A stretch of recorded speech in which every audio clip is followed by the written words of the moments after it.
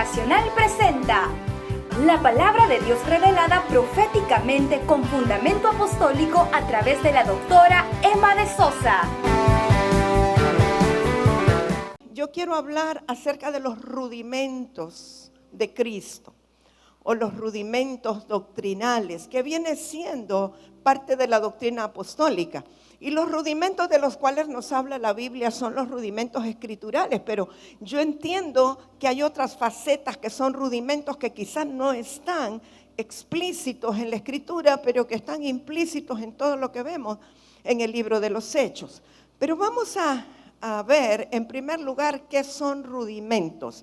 Dice que los rudimentos son como las verdades básicas que el Señor Jesucristo nos dejó, le entregó a los primeros apóstoles o a los apóstoles del Cordero. Y son verdades fundamentales sobre las cuales Él iba a afirmar su iglesia. Quiero aprovechar un momentito para decir, hay una diferencia entre lo que son apóstoles del Cordero y los apóstoles de ascensión. Los apóstoles del Cordero son aquellos a los cuales Jesús llamó. El domingo pasado hablamos de cómo Jesús se fue a orar al monte y el Padre le mostró a quienes iba a llamar. Estos primeros fueron sus discípulos y después los envió. Al momento de enviarlos se convierten en apóstoles. Pero estos apóstoles del Cordero anduvieron con Jesús en todo tiempo y dije era un discipulado cuerpo a cuerpo, comían con Él, dormían con Él, liberaban con Él, creían juntamente con Él, sanaban enfermos juntamente con Él. Y estos son los apóstoles del Cordero. Ahora, fíjese que eran 12, pero de ellos uno lo vendió y otro lo negó. Sin embargo, Jesús, sabiendo desde el principio que uno de ellos lo iba a vender y que el otro lo iba a negar, Él nunca dejó de enseñar y de impartir todo lo que Él era y lo que Él sabía, aún a sabiendas de que eso iba a pasar.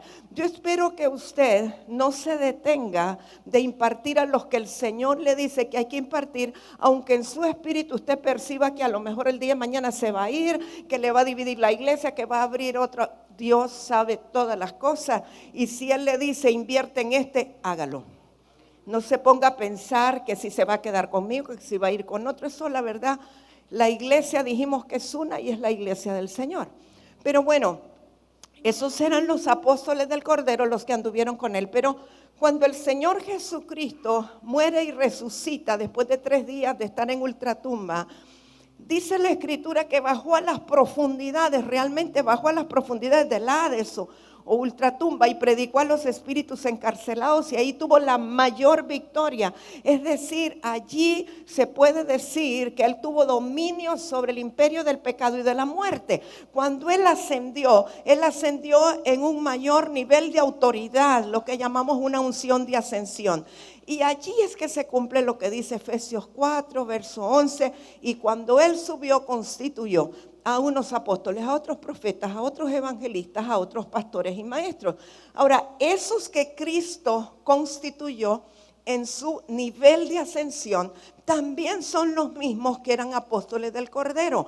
No es que estos quedaron excluidos. Él se apareció a ellos y los constituyó. Entonces, antes tenían una menor unción. Antes ellos, digamos que caminaban bajo una unción delegada.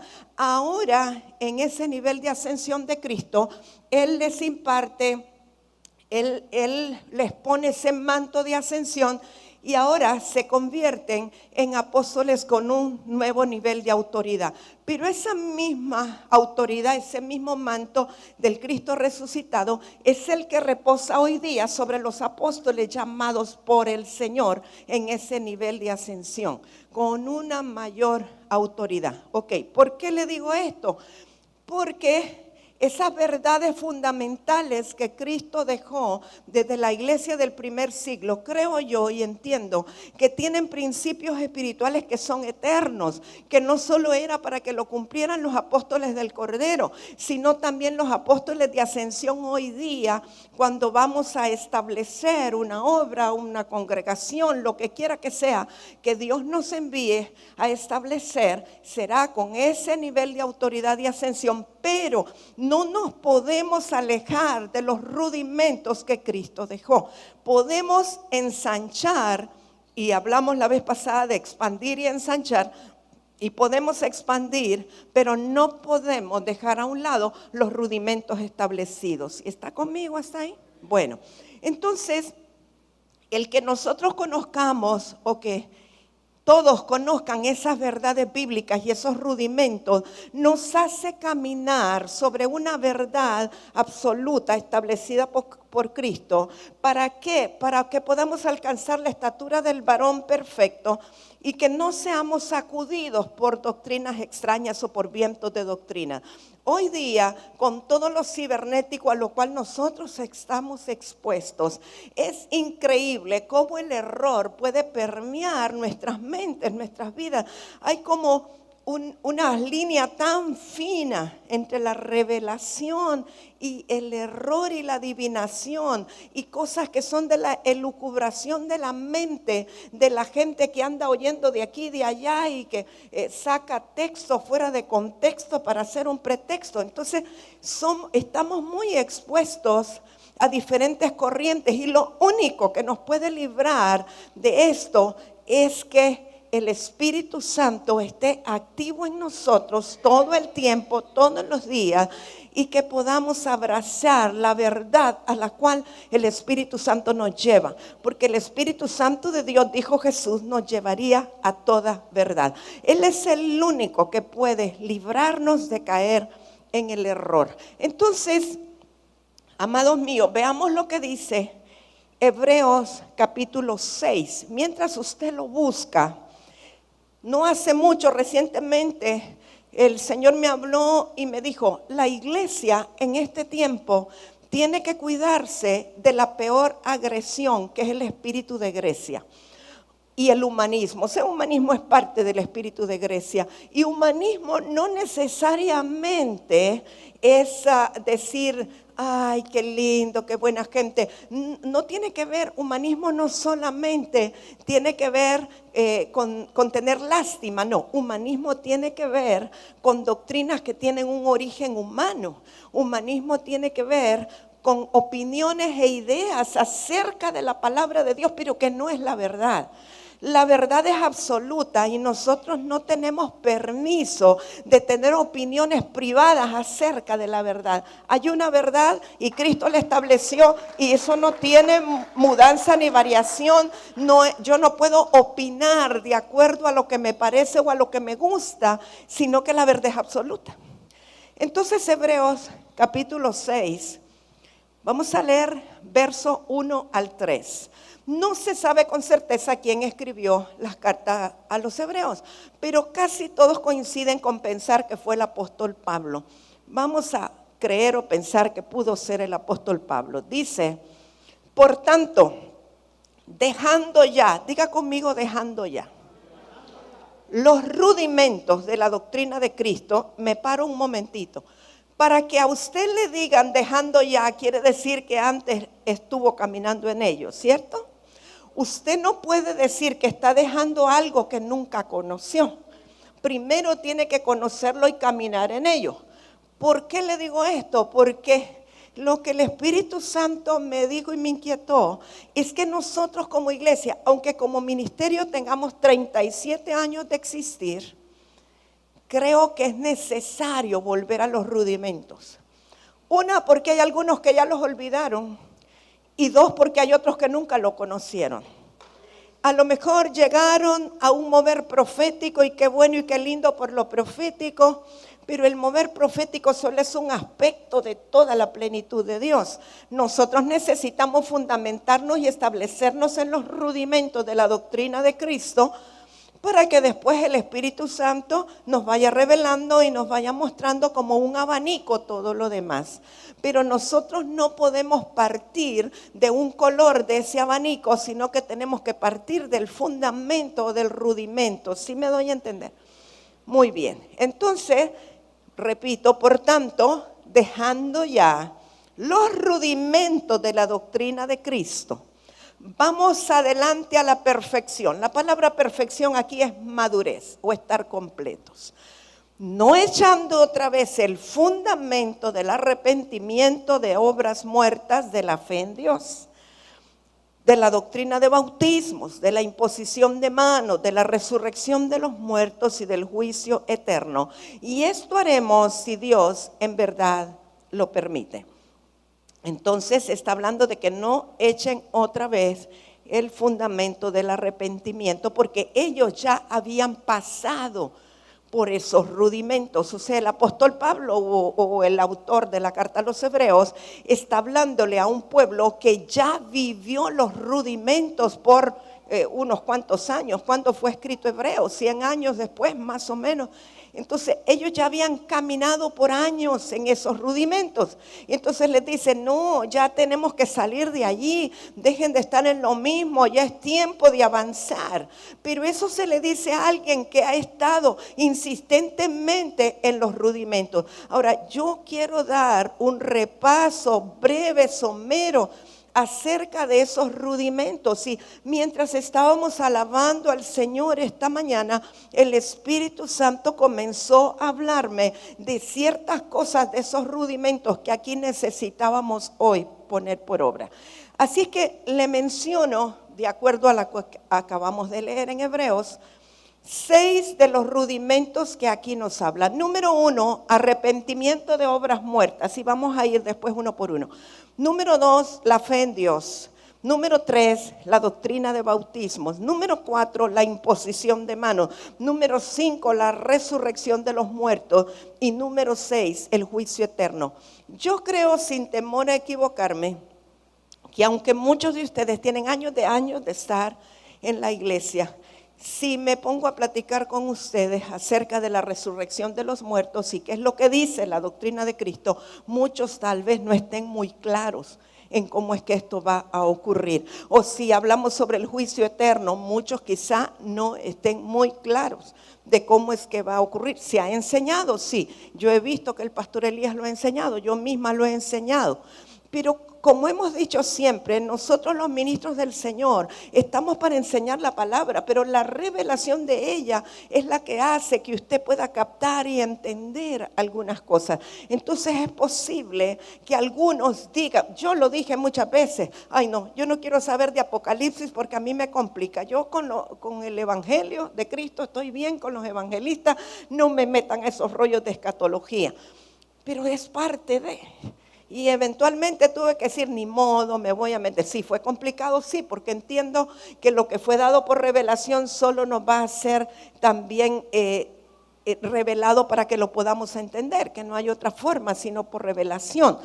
Ahora bien, vamos a ver un poquito acerca del arrepentimiento de obras muertas. ¿Qué significa arrepentirse de obras muertas? En primer lugar, cuando hablamos de obras muertas, hablamos de todo aquello que tiene que ver con pecado, obras de la carne que terminaron en pecado, pero tiene que ver también con el pecado que nosotros arrastrábamos desde el primer hombre, el primer varón, la primera mujer, que trajo consigo obras de muerte. Todo aquello que tiene que ver con pecado genera muerte. Y todo aquello que no nace de Dios y no nace de fe, de alguna manera es una obra de muerte. Y de eso me estaba hablando hace un ratito el Señor mientras alabábamos. Estamos hablando de muerte espiritual, pero también a veces puede acarrear muerte física. Entonces, amados, la salvación trae vida ahora y eternamente, si nosotros nos permanecemos o perseveramos en la salvación. Ahora, si nosotros queremos mantener la vida eterna, debemos arrepentirnos de esas obras muertas o de la condición de las obras muertas. Quiero que vaya conmigo a 2 de Corintios, capítulo 7. Antes de leer, vamos a leer versos 9 y 10. Antes de leer 2 de Corintios 7, 9 y 10, quiero mencionarle, hay dos tipos de tristeza, dice la Biblia. Hay una tristeza que es conforme a Dios o conforme al Espíritu Santo, que es una tristeza que viene para arrepentimiento de las cosas que nosotros hemos hecho, que son obras muertas. Pero hay otro tipo de tristeza que es de acuerdo al mundo. ¿Y cuál es la diferencia? La tristeza que es de acuerdo al mundo, lo que te provoca es culpabilidad. Porque la tristeza que tiene que ver con obras muertas y que es de acuerdo al mundo, lo que hace es señalarte, acusarte y meterte en condenación. Pero cuando la tristeza lo que provoca es un arrepentimiento de parte de Dios de las obras muertas, eso lo que va a provocar en nosotros es salvación y vida eterna. Entonces nosotros necesitamos discernir en cuál tipo de tristeza es que nos hemos metido, o aún cuando usted está presentándole el evangelio a alguien y usted mira que la persona está llorando, está quebrantada, pasa, se tira al suelo, patalea. Usted tiene que discernir qué tristeza es la que está pasando esta persona. ¿Está arrepintiéndose de las obras muertas o es que se siente sumamente culpable por lo que hizo? Y nosotros tenemos que saber cómo vamos a ministrar a esa persona. Porque puede ser que los metamos en más culpabilidad. No, aquí no se predica el evangelio de esa manera. Pero hay muchos ministros del Señor que la manera de predicar el evangelio es: venga Cristo, que hoy puede ser su última noche. A lo mejor cuando salga allí lo atropella un carro y ya usted no tuvo. Y usted le parecerá ridículo, pero lo he oído muchas veces. Y de alguna manera están como declarando y maldiciendo, y esa persona que de por sí se siente muy mal por el pecado, por las obras muertas de pecado, y luego el ministro le impone más condenación. Esa tristeza que usted le ve no es para arrepentimiento de las obras muertas, sino que es por culpabilidad. La culpa es terrible. Cómo el enemigo puede señalarnos y traer culpa a nuestras vidas de una manera tal que nos cueste perdonarnos a nosotros mismos. Cuando yo vine al Señor, yo vine con todo lo que era y muy necesitada, pero luego me doy cuenta que yo estaba continuamente, cada vez que había una reunión, y en ese tiempo cuando me decían que había una reunión cristiana, yo iba donde fuera por la necesidad de mi corazón. Y cada reunión era llori, perdóname Señor, y perdóname Señor, si yo te hubiera conocido, perdóname por lo que hice. Mire, yo creo que tenía al Señor a raya ya, o sea, toda la vida lo mismo. Perdóname, o sea, lo tenía ocupado al Señor. ¿Cuándo esta mujer va a? Porque el problema, Él me había perdonado desde la primera vez y el Señor me lo dijo. Pero qué difícil es cuando uno siente condenación y culpabilidad, y qué difícil es aceptar el perdón del Señor. Qué difícil es con un alma llena de heridas y heridas de rechazo pensar: Dios es tan inmensamente bueno y misericordioso que su amor es más fuerte y más grande que los pecados terribles que yo cometí. No es fácil entenderlo. Pero tiene que venir la gracia y la revelación del Señor. Y el que está predicando algunas veces tiene que ser, o siempre tiene que ser sensible para ayudarle a la persona a entender que el Señor es capaz de perdonar absolutamente todo. No hay nada tan terrible que Él no pueda limpiar con el poder de su sangre. Pero qué fuerte es eso, porque yo iba hasta que el Señor me dijo: yo nunca llego antes ni después, llego en el momento exacto y oportuno. Yo te perdoné desde el primer día, perdónate tú. Entonces, el salir de esa culpa tiene que ver con perdonarnos aún a nosotros mismos, porque quizá el Señor ya nos perdonó. Entonces, 2 Corintios 7, 9 al 10. Ahora, me gozo, no porque hayáis sido contristados, le dice Pablo a los Corintios, sino porque fuisteis contristados para arrepentimiento. Esa era la razón o la causa del contristamiento. Porque habéis sido contristados según Dios, para que ninguna pérdida padecieses por nuestra parte. Porque la tristeza que es según Dios produce arrepentimiento para salvación, de que no hay que arrepentirse, pero la tristeza del mundo produce muerte. Cuando pecamos, amados, es el Espíritu Santo quien nos hace conscientes del pecado para llevarnos a un arrepentimiento genuino. El Espíritu Santo antes de que nosotros lo tengamos dentro de nuestras vidas, cuando aún no habíamos reconocido a Cristo, Él trabajaba en nosotros a través de la conciencia. Aún ahora nuestra conciencia sigue siendo sensible al Espíritu Santo. El Espíritu Santo trabaja en la mente y el corazón del ser humano a través de la conciencia. La conciencia es un área del hombre interior, no se lo podría describir o definir muy bien, pero tiene parte del espíritu y parte del alma. Espero que el Señor nos revele con claridad, pero lo importante es que así trabaja el Espíritu Santo. Entonces nosotros adquirimos conciencia de pecado. ¿Qué quiere decir eso?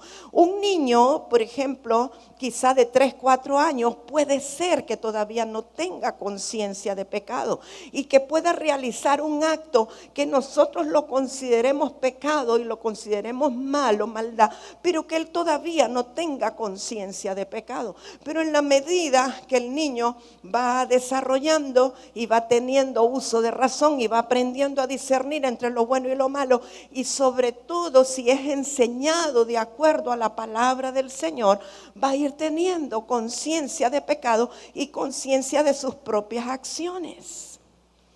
Por eso muchos niños, usted puede regañarlo y decirle: lo que hiciste no está bien. Un ejemplo que me viene ahorita, muy básico. ¿Ha notado usted que los niños pequeños pasan por una etapa donde le quieren pegar en la cara a su mamá o a su papá? Yo he visto varios niños hacerlo. Probablemente no tienen conciencia de pecado, o mejor dicho, no lo tienen, no saben que eso es deshonra, que eso está mal, que eso no se debe hacer. Ahora, ¿quién le va a ir enseñando al niño? Sí, el Espíritu Santo, pero también mamá y papá tienen que dirigirlos para mostrarles lo que es correcto y lo que no es correcto, de manera que la próxima vez él tenga conciencia de que lo que hizo no es correcto o no está bien. ¿Sí está conmigo? Y hay muchas acciones. Hay niños, ¿verdad?, que pequeños no se quieren dejar cambiar la ropa y salen corriendo desnudos por la calle, ¿verdad? A algunos de mis hijos les pasó eso, de los varones. A uno. Ahora, ¿tienen conciencia ellos de pecado? No. Sencillamente, no, a mí no me cambian, no me visten. A lo mejor puede ser sencillamente, esa no era la ropa de su gusto, qué sé yo. Pero para nosotros como adultos, qué barbaridad, qué terrible, qué va a decir la gente. Eso está mal según nosotros, pero no hay conciencia de pecado todavía. Aunque esté el hombre caído adentro, no hay conciencia. Entonces, el Espíritu Santo trabaja en nuestras vidas a través de la conciencia para darnos conciencia de pecado, pero para llevarnos a un arrepentimiento genuino. No es solo para ruborizarse, para que a uno le dé pena, sino para que nos arrepintamos genuinamente. Porque ese arrepentimiento que según Dios, o ese contristamiento, es para arrepentirnos. Y el resultado siempre es salvación. Cuando es provocado por el Espíritu Santo, el resultado es salvación. La palabra salvación en hebreo incluye liberación, incluye sanidad, incluye, ser salvos del infierno, claro, pero es mucho más amplio que lo que nosotros en español conocemos como salvación.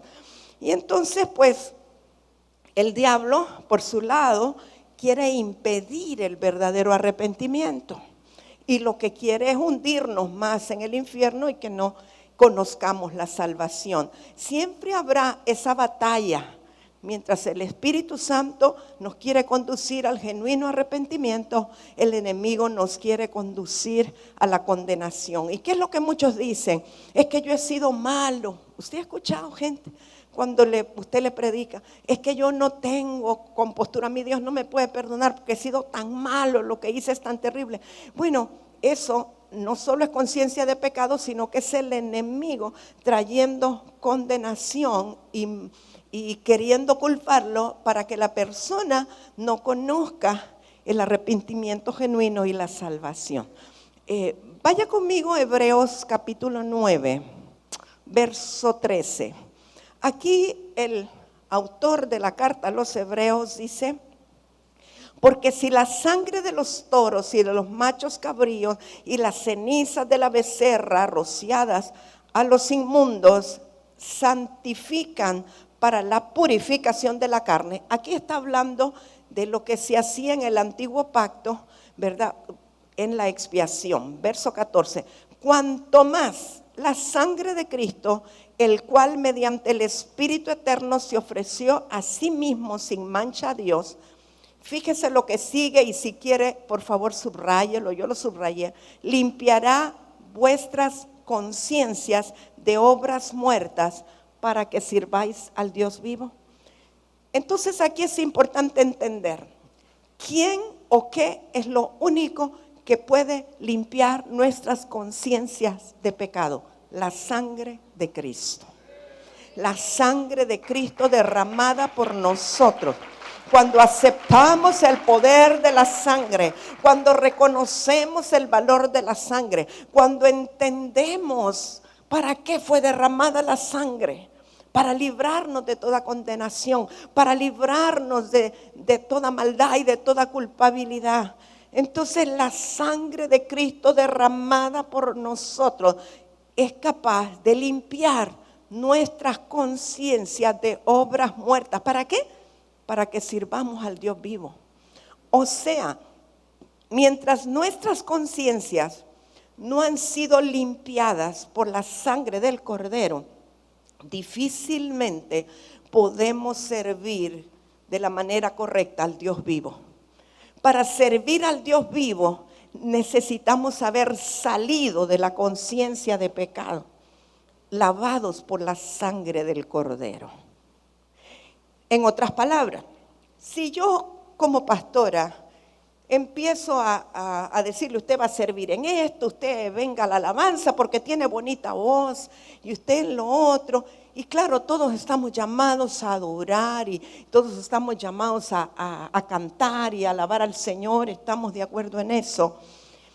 Pero si la persona no ha sido limpiada, no ha pasado por el proceso de arrepentimiento de obras muertas y no ha sido limpiado por el poder de la sangre del Cordero, puede que haya todavía áreas en las cuales el enemigo le está acusando, le está culpando, le está metiendo como en condenación, por lo que difícilmente uno puede servir al Dios vivo de esa manera. Tiene que ver con orfandad, tiene que ver con herida de rechazo, tiene que ver con autocondenación. Por eso nosotros como líderes, como ministros, debemos tener bien abiertos los ojos espirituales para saber si quizás de cuando en cuando hay que volver a predicar el evangelio. El apóstol Pablo les decía, me era necesario volverles a predicar el evangelio. De pronto es necesario que de cuando en cuando nosotros en la iglesia volvamos al arrepentimiento de obras muertas, no para echar un fundamento sobre otro, sino que al menos en mi experiencia, no sé usted, pero cada vez que se predica la palabra, se predica el evangelio o se enseña la palabra, hay una nueva área que de alguna manera el Espíritu Santo me alumbra que todavía tengo que entregar.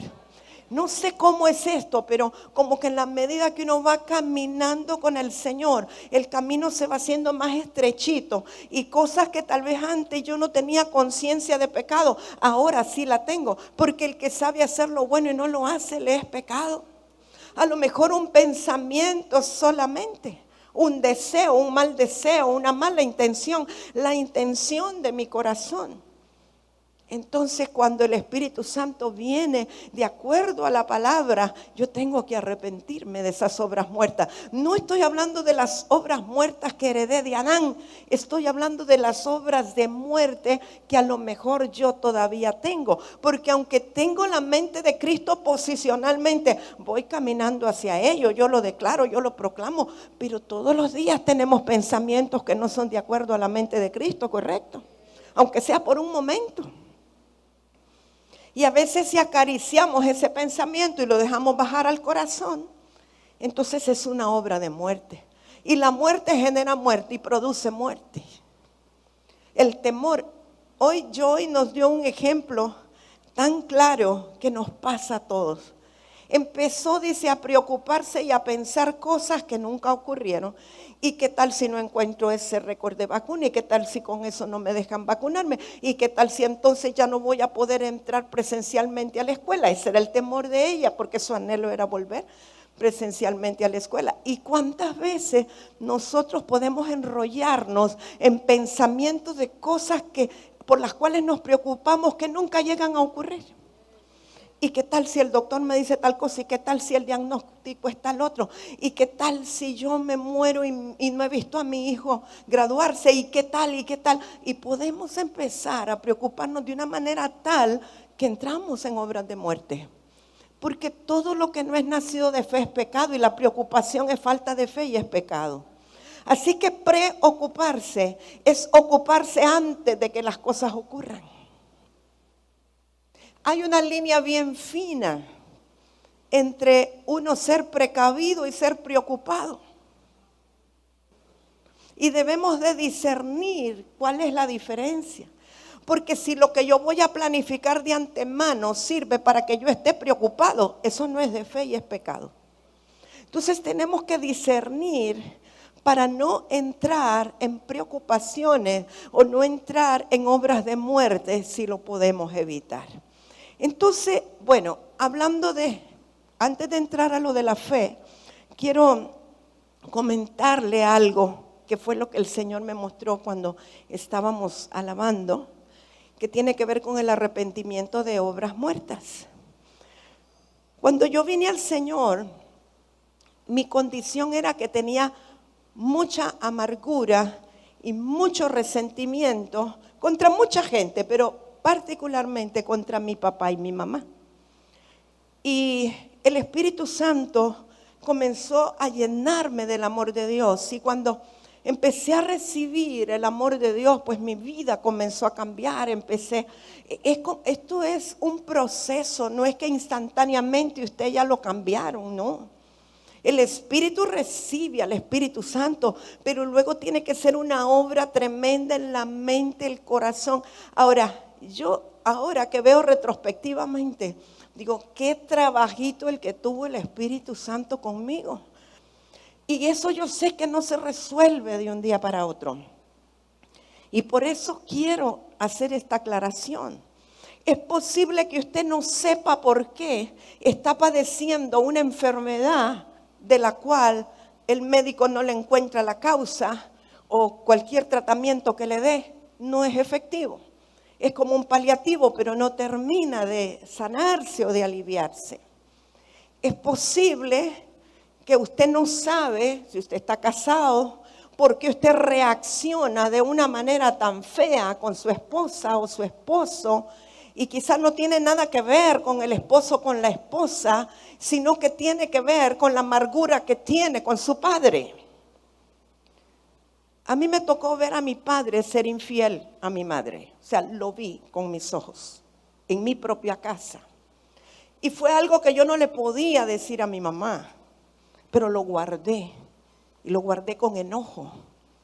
Lo guardé con ira, una ira retenida, que me hizo tener un terrible concepto de los hombres en general. Entonces, venir a Cristo, recibir al Espíritu Santo, y Él te da convicción y trabaja en tu conciencia y te arrepientes de tus cosas malas, pero a veces es difícil perdonar esas cosas que viste, sobre todo en tu papá o en tu mamá, y que no sabes cómo manejarlas. Y llevas una amargura y una ira contenida que se traduce a veces en agresividad, en violencia, en enfermedades. Está comprobado que muchas de las enfermedades malignas tienen que ver con problemas emocionales no resueltos. Entonces, ¿qué vamos a hacer? Bueno, si el Espíritu Santo esta mañana te produce una tristeza para arrepentimiento de obras muertas, yo creo que esta es la oportunidad que Dios te da para ser libre.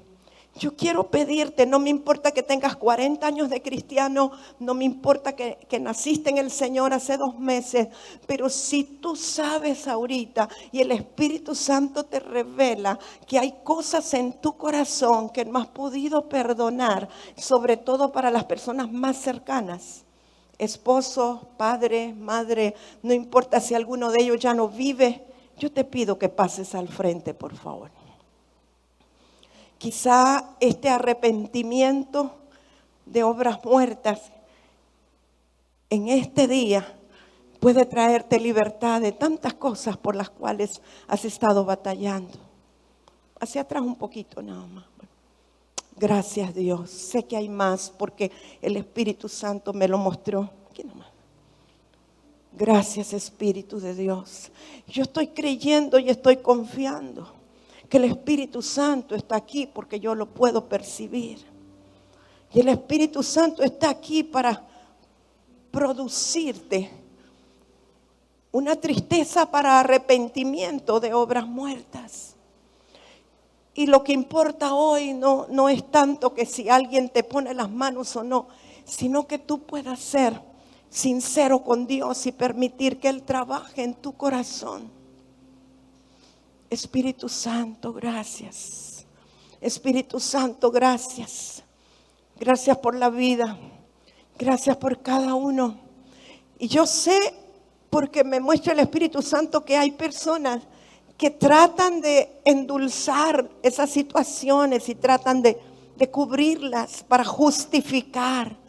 Y justifican diciendo, no, es que tenían razón, ellos no conocían al Señor. Pero eso no impide que tú hayas guardado dolor en tu corazón. Tú no puedes justificar algo que solo la sangre de Cristo puede limpiar. Entonces, vamos a decirle al Señor de todo corazón, si tú pasaste aquí, es porque quieres ser libre. Quieres arrepentirte de las obras muertas. Entonces vamos juntos a decirle al Señor, yo quiero que tú de todo corazón repitas conmigo. Padre Dios, en el nombre de Jesús, yo estoy aquí delante de ti porque quiero arrepentirme de las obras muertas en mi vida. Dígalo con su boca, por favor. Espíritu Santo, provoca en mí el arrepentimiento de esas obras muertas. Este día yo renuncio a los pensamientos, a las ideas, a las memorias, a aquellas escenas que yo vi que me causaron enojo, que me causaron dolor. Yo renuncio a la incapacidad de perdonar y pido de tu gracia y tu favor para poder perdonar hoy, aún a los que ya murieron. Yo le pido ahora, mi amado, que usted diga con su boca, perdono a fulano, y diga el nombre de la persona. Perdono a mi mamá fulana de tal, o perdono a mi papá fulano de tal. Dígalo por favor con libertad, es usted y el Señor. Perdono el abandono de mi madre, perdono la infidelidad de mi padre, perdono. Y maisu kira maisu baba baba babaisu. Y karamaisu kira maisu baramaisu. Y karamaisu maramaisu kia baba baba babaisu. Espíritu de Dios, perdono a ese hombre que me abusó. Perdono a esa mujer que me abusó. Dígalo al Señor, pero que sea libre totalmente. En el nombre de Jesús. Espíritu Santo, esta mañana venimos creyendo que tú estás trabajando y obrando en la mente y el corazón de mis hermanos. Y aún todo aquello que estaba detenido y retenido para ellos se suelta en el nombre de Jesús. Y vengo declarando ahora una mente ordenada, una mente libre, una mente alineada con el Espíritu Santo. Y aún toda etapa de su niñez o de su adolescencia en la cual quedaron estancados emocionalmente, ahora avanzan en el nombre de Jesús, comienzan a avanzar en el nombre de Jesús. Empiece a declarar que usted es libre, vamos. Declara que eres libre, declara que eres libre, declara que eres libre.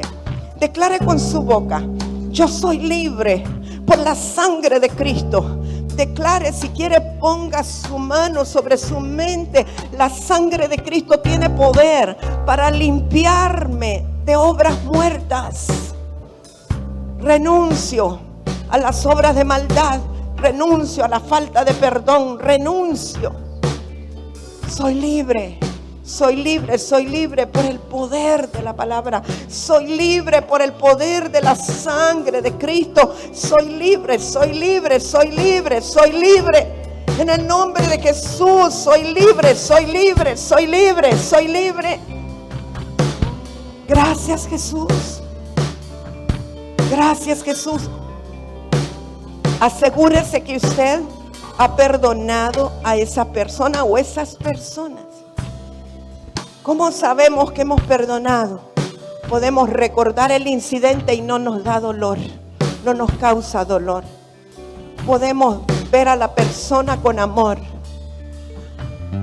En el nombre de Jesús. Gracias, Espíritu Santo.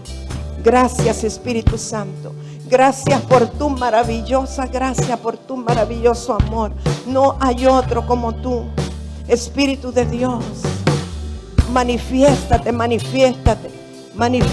Si cantamos, Él se manifestará. Un ratito nada más. Yo sé que Él quiere manifestarse en sus vidas esta mañana. Te trajo el Señor esta mañana para que pudieras tener libertad. No importa los años que hayas estado atado. Yo estoy creyendo que hoy es día de libertad. Te manifestarás, Señor, te manifiesta. Vamos, apláudale al Señor, dele gracias al Señor. Dígale gracias, soy libre. En el nombre de Jesús, soy libre. Manifiéstate, Dios, manifiéstate.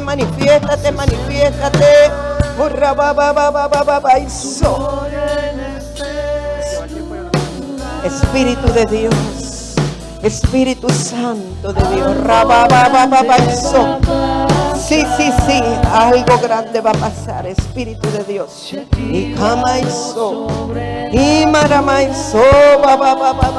Gracias, Espíritu Santo. Maravilloso Espíritu Santo. Gracias. Sí, Señor. En este lugar. Su gloria está aquí, su presencia está aquí. Algo grande va a pasar. Espíritu de Dios, gracias. Espíritu Santo de Dios. Y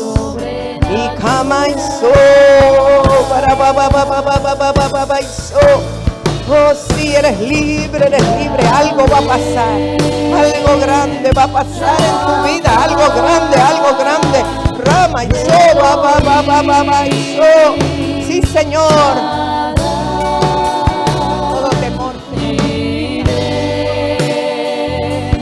Adonai se manifestará.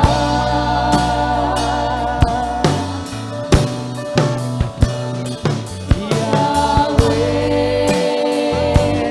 Rafa, Elohim,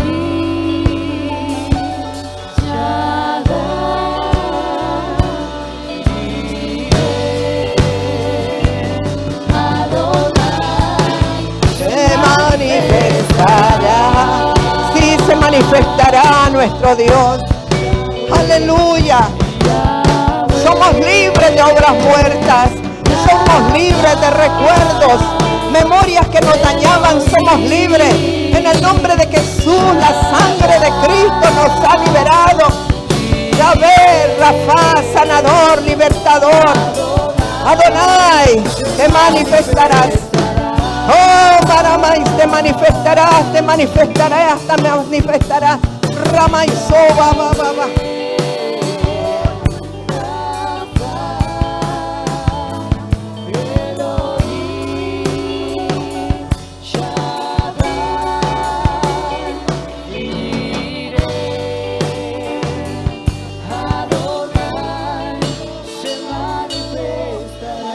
Manifestará.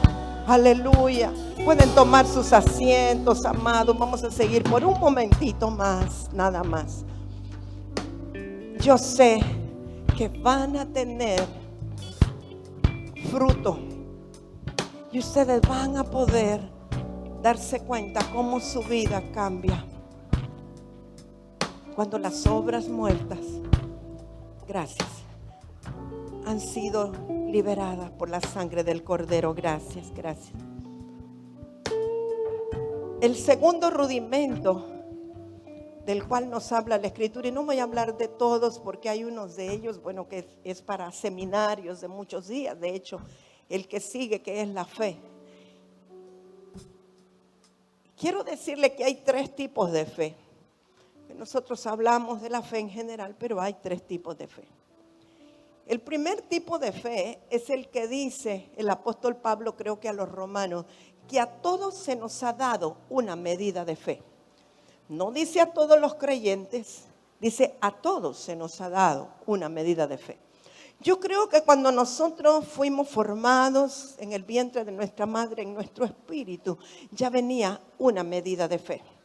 Ahora, esa medida de fe que está implícita, interna, incipiente en cada niño, bebé, ser humano, necesita ser activada para que se convierta en una fe activa. Valga la redundancia, ¿verdad? O en una fe manifestada. Cuando usted no conocía al Señor y alguien le predicó el Evangelio, lo que ocurrió es que la palabra que salió de la boca del que le predicó el Evangelio tocó, activó la semilla de fe que estaba en usted y ésta empezó a creer. ¿Para qué es esa medida de fe que nos fue dada a todos y a cada uno? Para creer en el Señor Jesucristo para salvación. Por eso todos los seres humanos tenemos la capacidad o la habilidad de creer en Cristo cuando se nos predica el Evangelio, y tenemos la habilidad o la capacidad de ser salvos cuando se activa esa medida de fe o esa semilla. Lo dice Romanos 12:3. El segundo tipo de fe es la fe como fruto. Gálatas 5:22 habla del fruto del Espíritu, pero el fruto del Espíritu es amor, gozo, paz, paciencia, benignidad, mansedumbre, templanza, fe. Contra esas cosas no hay ley. O sea, la fe aparece como parte del fruto del Espíritu. Y la Biblia nos habla de la fe que obra por el amor. Ahora, ¿a qué fe se refiere? Fíjese que interesantemente, fe en inglés, por ejemplo, si usted dice que alguien es fiel, dice he is faithful. O sea, es lleno de fe. Faithful quiere decir lleno de fe. O sea que realmente tiene que ver con una fidelidad que va unida al amor. La gente que recibió el amor de Dios y al Espíritu Santo y que puede manifestar amor, también va a poder manifestar fe. Sin amor no puede haber fe. Porque el fruto de fe obra por el amor. Una vez que está el amor de Dios en nosotros, podemos manifestar la fe. Ahora, ¿cómo es que el amor de Dios está en nosotros? Bueno, es derramado en nuestros corazones por el Espíritu Santo que nos es dado. Cuando conocemos a Jesús como Salvador, entonces el amor de Dios es derramado en nuestro corazón. Y vamos a decir, como un fruto, como una consecuencia, vamos a tener fe o caminar en fe, que es un fruto. El fruto de mantenernos fieles. ¿Para qué necesitamos esa fe? Por ejemplo, alguien que está pasando mucha tribulación, que está pasando una situación muy difícil, que no puede salir de ella. La fe fruto es la que lo mantiene viendo a lo invisible y creyendo que las promesas de Dios son sí y son amén. No hay otra manera sino por el fruto de fe, que es parte del fruto del amor. Es lo único que nos mantiene y nos sostiene en medio de la tribulación, creyendo que lo que Dios dijo es verdad. ¿A alguien le ha pasado o está pasando una situación así? Entonces, esa fe que es fruto se manifiesta por el carácter, por el ejercicio, por el proceso por el cual quizá nosotros tenemos que pasar. Y ese fruto de fe aparece en Gálatas 5:6. Y luego tenemos la fe como un don.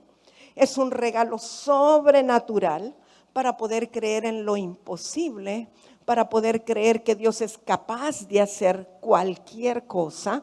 Y casi siempre el don de fe va a la par del don de milagros. Si no hubiera don de fe, difícilmente podríamos creer en los milagros del Señor. O sea, los milagros también son un don sobrenatural. Todos los dones del Espíritu son sobrenaturales. Pero la fe, el don de fe es necesario que acompañe a las sanidades y a los milagros para que podamos ver que ellos se manifiestan. Y bueno, ese lo encontramos en de Corintios capítulo 12, verso 9. La Escritura nos dice, y casi todos lo leemos en la carta a los Hebreos capítulo 11. Yo no voy a leerle todo porque todo el capítulo tiene que ver con la fe. Y si usted lee todo el capítulo 11, se da cuenta que todos los hechos sobrenaturales del Antiguo Testamento se le adjudican a la fe. Por la fe los antiguos, tal cosa, por la fe Daniel, tal cosa, entró al foso de los leones, por la fe Noé construyó el arca. O sea que todos ellos lo hicieron por la fe en Dios. Entonces la fe nos mueve a hacer cosas que no entendemos con la única confianza de que si Dios lo dijo, así es, y la vamos a hacer. Hebreos 11, voy a leer solo del 1 al 3, dice, es pues la fe, la certeza de lo que se espera, la convicción de lo que no se ve. Es decir, el que vive por fe y camina por fe y dice que el justo por la fe vivirá, aunque no tenga algo, camina creyendo que lo tiene. Y puede aún actuar en base a eso. Y cualquiera puede decir, es que está loco. Ese está loco. Mire, yo he visto mujeres que no podían tener bebés y por un acto de fe compraron un cochecito, iban a la iglesia con el cochecito y lo movían como que ahí estaba el bebé y todo el mundo está tostada. Pero eventualmente el Señor les concedió tener el bebé. Entonces hay cosas, acciones que nosotros por el Espíritu tomamos por fe y hacemos por fe. Aunque no lo entendamos, aunque nadie más lo entienda, no son congruentes, no son lógicas. Mire, le voy a comentar algo y para los que no les he dicho, pues les pido perdón si ustedes no estaban cuando lo dije antes. Yo antes le decía a los hermanos siempre, a la gente de casa, mire amado, uno se arropa hasta donde le ajusta la cobija. Yo creo que su abuela decía así, algunos lo escucharon, ¿sí o no? Es que no, más allá no se puede, uno se arropa hasta donde le ajusta la cobija. Y después yo entendí que por la fe, la cobija se extiende y es ilimitada. Así que perdón si usted se quedó con eso que yo le dije, que se arrope hasta donde le ajusta la cobija, pero nadie le puede decir a usted hasta dónde ajusta la cobija en el espíritu. La cobija natural es una cosa y la espiritual es otra. Porque es creer lo que nadie más se atreve a querer. ¿Sabe que en hebreo el original no dice tened pues fe en Dios, sino que dice tened pues la fe de Dios? O sea que fe es divina, es sobrenatural. Entonces no es que voy a tener solo fe en Dios y lo que Dios puede hacer, sino que la fe de Dios está en mí, porque Dios vive en mí, y por lo tanto tengo la capacidad de creer más allá de lo imposible. Bueno, y sigo. porque por ella alcanzaron buen testimonio los antiguos. Por la fe entendemos haber sido constituido el universo por la palabra de Dios, de modo que lo que se ve fue hecho de lo que no se veía. Cuando usted va a la playa, va al mar, las montañas o donde quiera y ve todas esas bellezas naturales y se pone a pensar, todo esto lo hizo Dios. Y se pone a pensar que Él no es que usó una materia prima para usarlo, para crearlo, sino que lo que usó fue su palabra. O sea, la palabra de Dios está cargada de un poder generador de vida, un poder creativo. Y Él hizo todo por la palabra, todo lo que está. Cosas que nosotros no podemos reproducir. No podemos hacer. ¿Cómo vamos a hacer un mar, un río, un árbol? ¿Cómo vamos? No puede. Pero por la palabra Dios lo hizo todo. Entonces, por la fe. Verso 3. Bueno, por la fe entendemos haber sido constituido el universo por la palabra de Dios, de modo que lo que se ve fue hecho de lo que no se veía. El chiste de la fe es que nosotros creamos en ello antes de que se vea. Porque cuando ya se miró, entonces, ay, sí, ya decía yo, si el Señor me había mostrado. No, too late, ya no diga nada, mejor. El punto es creer cuando no se veía, cuando nadie creía y nadie veía. Romanos 14:23 dice, pero el que duda sobre lo que come es condenado porque no lo hace con fe.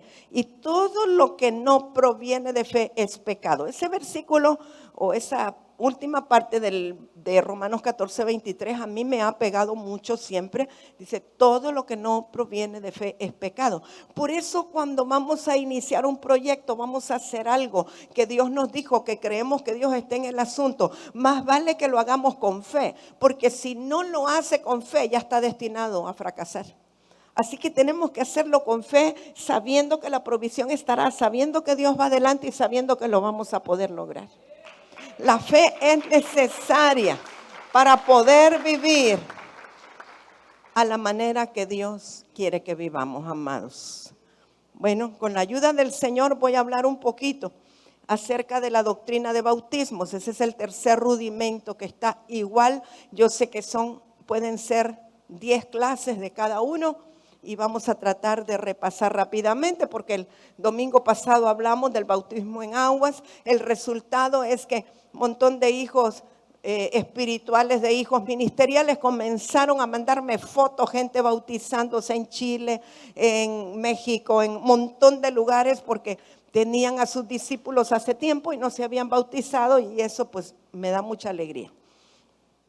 Y de paso saludamos y bendecimos a los que están en Cuba, en Costa Rica, en Nicaragua, en España, en Belice, en México, en todas partes.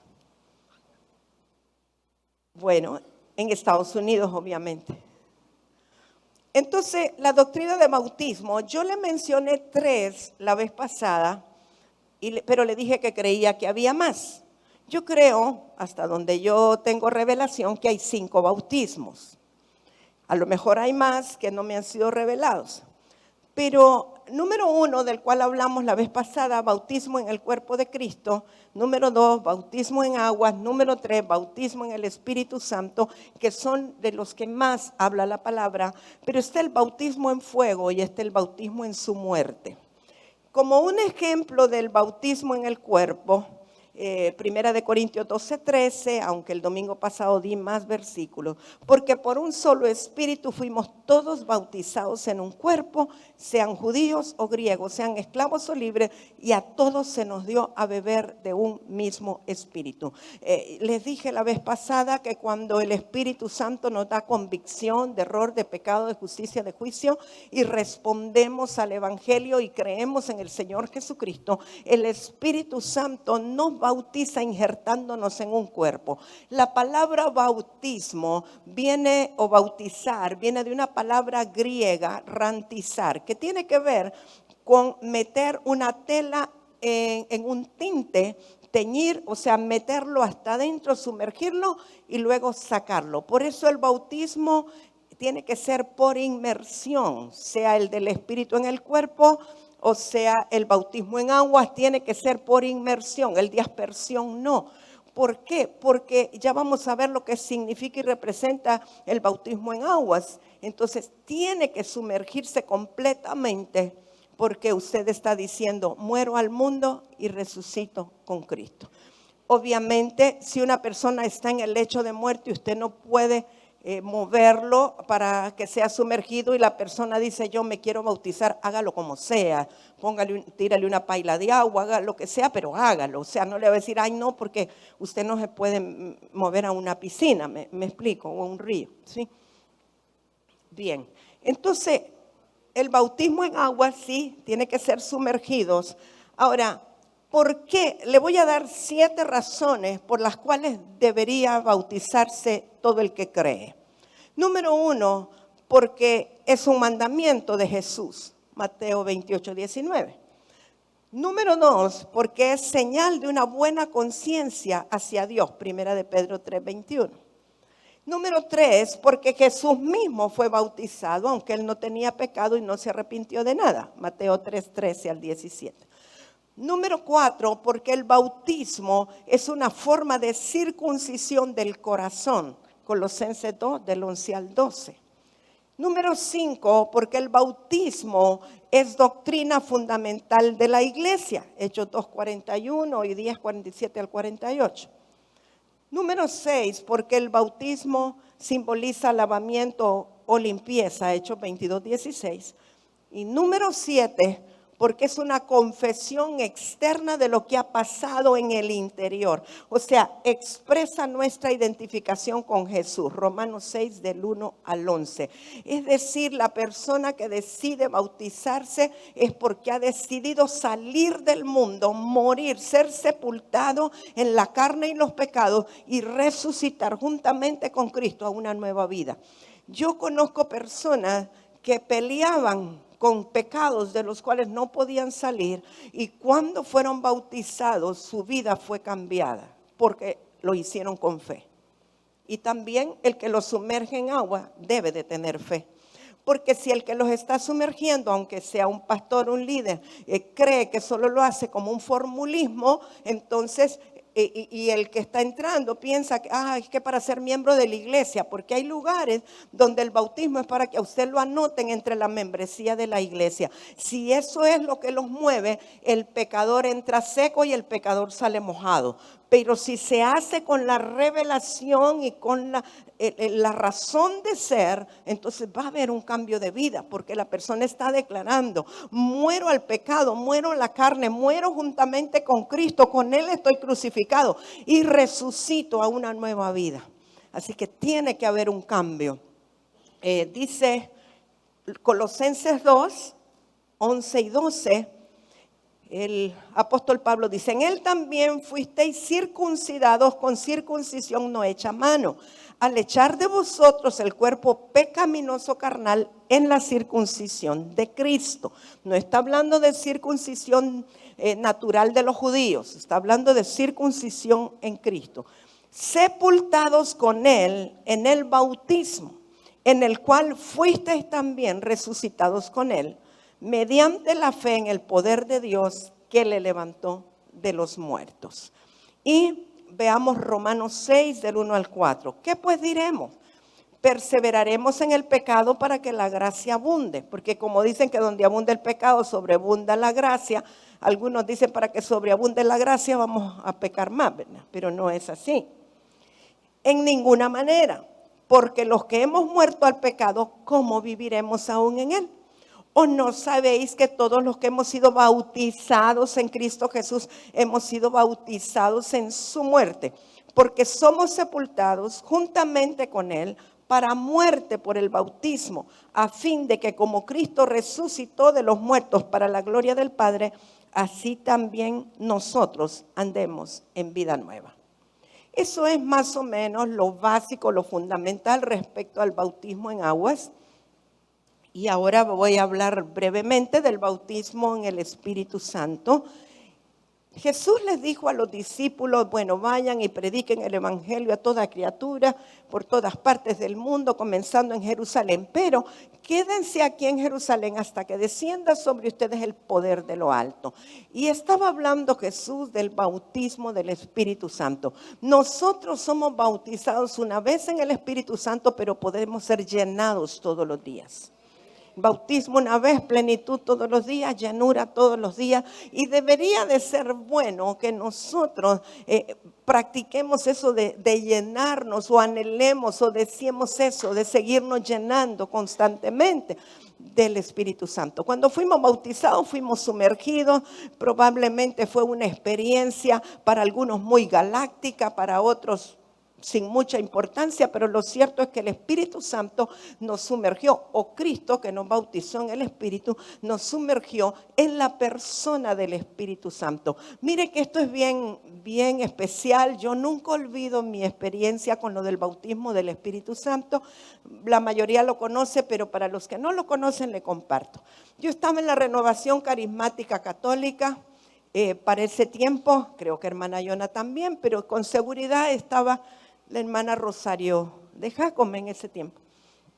Y entonces nos dijeron que teníamos que estudiar 7 lecciones para poder recibir el bautismo del Espíritu Santo, y que después de las 7 o a las 7 veces iban a venir unos ministros, líderes de la Renovación Carismática. No sé si Felicia estaría allí o no. Y que entonces ellos iban a imponer sus manos sobre nosotros y nosotros íbamos a recibir el bautismo del Espíritu Santo. Yo lo anhelaba, lo deseaba, porque yo me metía en la Biblia, en la palabra, en la Escritura, y yo veía que era necesario, que yo lo quería, yo lo anhelaba. Y llegó la hora en que llegaron estos ministros y dijeron, bueno, ¿están listos? Bueno, y entonces le decían a uno, diga, Abba, Abba, Abba, Abba, Abba. Y entonces usted veía todo aquel montón de mujeres, Abba, Abba, Abba, Abba. Y yo deseando, pero la hermana Rosario dice, yo no creo en eso y yo no quiero. Así que yo voy a cerrar bien la boca, porque a mí nadie me va a engañar con esto. Y bueno, y pasan ellos imponiendo las manos, y unos oraban en lenguas. Y cuando ya venían cerca de mí, Abba, Abba, Abba, Señor, yo quiero. Pasa el hombre, me pone las manos, no pasa nada, yo triste. Y digo, ya va a ir donde Rosario, pero aquella dice que no. No le puso las manos a Rosario, sino que ella empieza pa, así como cuando destapan una botella de algo espumante, así. Y estuvo 2 días en su casa que no podía parar de hablar en lengua. Entonces, ¿cómo cree usted que es esto? La que no quería tuvo y la que quería no tuvo. Porque a veces uno le dice a la gente, esto solo deselo, solo quiéralo, ya va a ver, pues yo lo quería y no pasó nada. Y aquella no quería y sí pasó. O sea, Dios es soberano. Y Él sabe cómo hace, porque no había otra manera como el Señor la podría haber convencido a ella, porque ella era católica, apostólica, romana y mariana, enseñaba a rezar el rosario. Yo no tenía problema con eso, solo que mandé a mis hijos a primera comunión y confirmación, pero no tenía tanto problema. Pero ya me arrepentí, ya Dios me perdonó. Entonces, amados, esta es una experiencia como Dios quiere, a la manera de Dios. ¿Qué pasó? Nosotros nos reuníamos, creo, no sé si 1 o 2 veces a la semana, en casa de hermana Lourdes a interceder, a orar. Y allí arrodillada orando, un día empecé a orar en otras lenguas, nadie se dio cuenta. Yo no puedo decir en qué fecha fue, cuándo fue el bautismo, cuándo empecé, cuándo no. Dios lo hace como Él quiere. Y Él mira el corazón y Él lo hace a su manera. Entonces, el bautismo del Espíritu Santo nos asegura el poder del Espíritu para poder vencer, para realizar las cosas que Dios nos mandó a hacer en esta tierra. Se nos activan los dones del Espíritu Santo, porque cuando hemos recibido el Espíritu Santo, los 9 dones están adentro. Ahora usted los puede activar y conforme el Espíritu Santo quiere, le puede decir, póngale manos a aquel, va a ser sanado, póngale manos a aquel, dele una palabra o interprete lo que está hablando la otra persona. Entonces es necesario para que la iglesia pueda caminar en victoria. El fruto del Espíritu es importante para vivir en santidad, porque sin santidad nadie verá al Señor. Pero el don o los dones del Espíritu Santo son necesarios para vivir en victoria en la tierra. Entonces hay gente que puede decir, no, yo con tal de estar allá, cuando allá se pase lista, no me importa aquí. No, Dios quiere que usted viva en victoria aquí y que lo disfrute a Él allá. No que se conforme con que algún día cuando allá se pase lista. No, mi amado. Hay que vivir en victoria aquí. Entonces necesitamos el bautismo del Espíritu Santo para hacer la obra de Dios y para vivir en poder y autoridad, pero también la santidad para ver al Señor. Les voy a dar 10 razones por las cuales necesitamos el bautismo en el Espíritu Santo.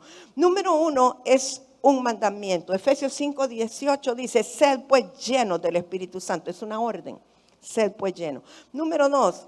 Da nuevo poder y audacia para testificar. Hechos 1:8, cuando Jesús le dijo, entonces me seréis testigos. Número 3, para liberar los dones del Espíritu Santo en nosotros. 1 Corintios 12. Número 4, nos va a ayudar también, nos capacita para que podamos manifestar el fruto del Espíritu. Número 5, para vivir una vida para la gloria de Dios. Juan 16:14. Número 6, hace más real a Jesús en nosotros.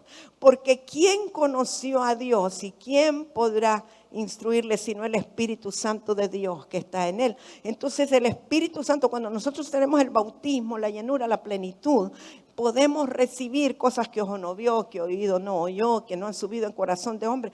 Pero ahora el Espíritu Santo nos las revela a nosotros. Número 7, hace más eficaz la oración. ¿Qué hemos de pedir como conviene? No lo sabemos, pero el Espíritu Santo intercede por nosotros con gemidos indecibles. Número 8, nos habilita para adorar a Dios, no solo en espíritu, sino también en verdad. Número 9, trae entendimiento de Dios y su palabra. 1 Corintios 2, 9 al 16. Y número 10, nos da poder para hacer la voluntad de Dios. Creo que hay 10 razones son suficientes para que anhelemos el bautismo del Espíritu Santo. Yo espero, creo, considero que todos los que están aquí son bautizados. Si no, pues lo vamos a administrar pronto, o los pastores en sus congregaciones pueden remarcarlo y hacerlo. Y quiero mencionarle rápidamente el bautismo en fuego. Desde que Juan el Bautista iba a bautizar a Jesús, él mencionó en Mateo 3 del 11 al 12, dijo, yo a la verdad os bautizo en agua para arrepentimiento, pero el que viene tras mí, cuyo calzado yo no soy digno de llevar, es más poderoso que yo. Él os bautizará en Espíritu Santo y fuego. Está hablando de dos cosas, bautizar en el Espíritu Santo y bautizar en fuego.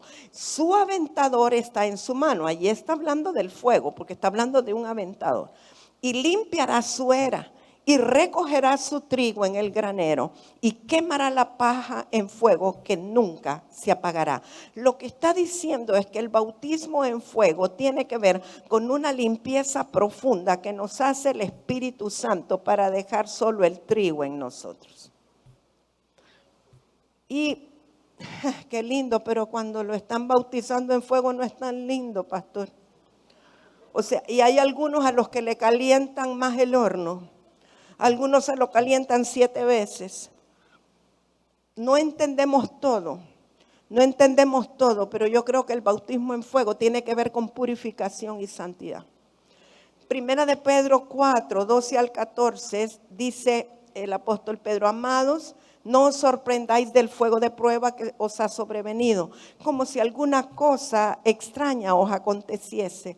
Sino gozaos por cuanto sois participantes de los padecimientos de Cristo, para que también en la revelación de su gloria os gocéis con gran alegría. Si sois vituperados por el nombre de Cristo, sois bienaventurados, porque el glorioso Espíritu de Dios reposa sobre vosotros. Ciertamente de parte de ellos Él es blasfemado, pero por vosotros es glorificado. Yo entiendo que el bautismo de fuego no es porque uno lo pida, o porque uno no lo quiera, o porque lo quiera, sino que entiendo que Dios en su soberanía elige a quien Él quiere para purificarlo, para procesarlo. Y como le digo, no entendemos todo. Pero hay algunas personas que usted dice, pero ¿por qué a él o por qué a ella? Si es tu adorador, si es tu adoradora, si es tu ministro, si es alguien que vive en santidad, si te sirve con todo lo que es, su familia está en orden, vemos fruto. ¿Por qué? ¿Por qué? Y uno dice, ¿será el diablo? Puede ser, pero recuerde una cosa, el diablo es el siervo más fiel de Dios. O sea, el diablo no puede tocar a un hijo de Dios a no ser que Dios se lo permita. Y si se lo permite es porque tiene un propósito. No entendemos todo, no tenemos toda la revelación. Y no le preguntemos a Dios por qué, sino para qué. Y creo que son contados aquellos que han pasado o que pasan o que están pasando por bautismo de fuego. Algunos llamados santos de la Iglesia Católica entendieron parte. Yo recuerdo las historias que leía de algunos como monjes o que se metían más con Dios y que pasaban cosas muy fuertes. Bueno, los mismos apóstoles, ¿verdad? Unos quemados, decapitados, crucificados boca abajo. O sea, creo que tiene que ver con eso. Pero espero que Dios nos va a revelar más. Y solo quiero mencionarle el bautismo en su muerte, entendiendo que no estamos hablando de que morimos al pecado, sino que es una muerte al yo. Porque una cosa es morir al pecado y otra cosa es morir al yo. Lucas 12, 49, 50, dice, Jesús dijo, fuego vine a echar en la tierra. ¿Y qué quiero si ya se ha encendido? De un bautismo tengo que ser bautizado y cómo me angustio hasta que se cumpla. Primero me llamó la atención que dice fuego vine a echar en la tierra y ya el fuego ya está encendido. En otros versículos dice que esto provoca disensión entre la suegra, la nuera, etcétera. Pero cuando Jesús dice de un bautismo tengo que ser bautizado y cómo me angustio hasta que se cumpla, ¿de qué bautismo estaba hablando? Al día siguiente lo iban a crucificar. Está hablando del bautismo de su muerte. Ahora, para mí la muerte real de Jesús fue en el Getsemaní, cuando él dijo, Padre, si tú quieres, pasa de mí esta copa, pero no se haga mi voluntad, sino la tuya. La voluntad del Padre era dura y difícil para Jesús de recibirla. Sin embargo, él accedió a la muerte y muerte de cruz por amor al Padre y por amor a nosotros. Y el último versículo, Mateo 20, 22 al 23. Entonces Jesús respondiendo dijo, ¿no sabéis lo que pedís? ¿Podéis beber del vaso que yo he de beber y ser bautizado en el bautismo con que yo soy bautizado? Y ellos le dijeron, podemos. Él les dijo, a la verdad de mi vaso beberéis y con el bautismo con que yo soy bautizado seréis bautizados. Ahí les estaba hablando de la forma que iban a morir. Pero el sentaros a mi derecha y a mi izquierda no es mío darlo, sino aquellos para quienes esté preparado por mi Padre. Voy a llegar hasta ahí, no los quiero atiborrar con muchas cosas. Y lo más importante no es lo que usted se lleve hoy en su mente, sino la revelación que el Espíritu Santo pueda darle de esta palabra que hemos compartido. Esto es rudimento. O sea, tenemos que entender esto para que podamos aplicar lo que dijo el autor de Hebreos.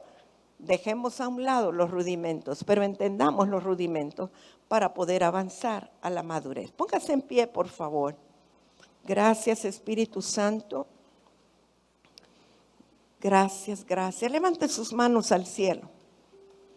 Si Dios le habló algo, si Dios le enseñó algo, si usted recibió o aprendió algo, dígale gracias, Señor, por tu palabra. Tu palabra es vida, tu palabra es espíritu, yo la atesoro en mi corazón. Amo tu palabra, amo a tu Espíritu Santo. Quiero que tu palabra se encarne en mí. Vamos, háblele lo que usted quiere decirle. al Señor. Yo entiendo que si usted viene aquí cada domingo es porque usted tiene un anhelo de ser impartido, ministrado, de ser dirigido por el Espíritu Santo y hacer la voluntad de Dios en su vida. Háblele al Espíritu Santo ahora. Responda a la palabra que usted recibió. Dígale, me hablaste en tal cosa, yo recibí en tal otra. Y hágase propósitos con el Señor de reaccionar o responder a su palabra. Bendito Dios. Gracias por este pueblo. Gracias por cada uno de los que está aquí, de los que están conectados por internet. Gracias por cada uno que va a ver este video posteriormente. Gracias porque tu palabra siempre es portadora de vida. Queremos, Señor, que siempre podamos ser nosotros predicadores de tu palabra viva. Que cuando hablemos tu palabra haya manifestaciones de espíritu y de poder. Que tú te manifiestes, Señor, en la vida de los oyentes. Que tú nos lleves a un nuevo nivel de revelación para poder caminar en un nuevo nivel en el camino tuyo y en la verdad. Bendito sea Dios Todopoderoso. Amado, levante sus manos. Voy a hacer una declaración sobre usted. Padre, en esta hora yo declaro sobre cada uno de los hijos tuyos que están aquí en este momento, Señor, que ellos caminan en avanzada, en aumento, hacia la expansión que tú has hablado. Que tu palabra los llena, Señor, y llena el depósito que está en ellos, para que ellos puedan cumplir el propósito por el cual tú los creaste, tú los formaste y tú los trajiste a este lugar. Provoca en estos días más arrepentimiento de obras muertas. Alumbra las áreas que todavía no habían sido alumbradas. Llénanos, que podamos buscar cada día la plenitud y la llenura de tu Espíritu Santo, y que nada se interponga ni nada nos detenga. Espíritu Santo, que podamos ver hacia lo invisible, que la fe sea activada. Yo vengo declarando una activación de la fe en tus hijos en esta hora. Declaro activación en la fe. Vengo declarando salud divina, salud divina, salud divina. Personas enfermas que están al otro lado de la pantalla o que están recibiendo ahora la palabra, vengo declarando, yo estoy viendo como que saliera de mi mano un hilo dorado, plateado, no sé, y que ese hilo lleva como que un anzuelo en la punta y va y toma a la persona necesitada, a la persona enferma, a la persona que ha tenido situaciones en su corazón de falta de perdón, pero que hoy el Espíritu Santo le habló y viene salud, viene sanidad divina a esa persona en el nombre de Jesús. Padre, declaro que todas aquellas personas que ahora están sufriendo enfermedad, quebranto, tú las tocas a través de tu palabra, Señor, y que haces tu obra extraordinaria. Declaramos la extraordinaria operación de Dios en sus vidas.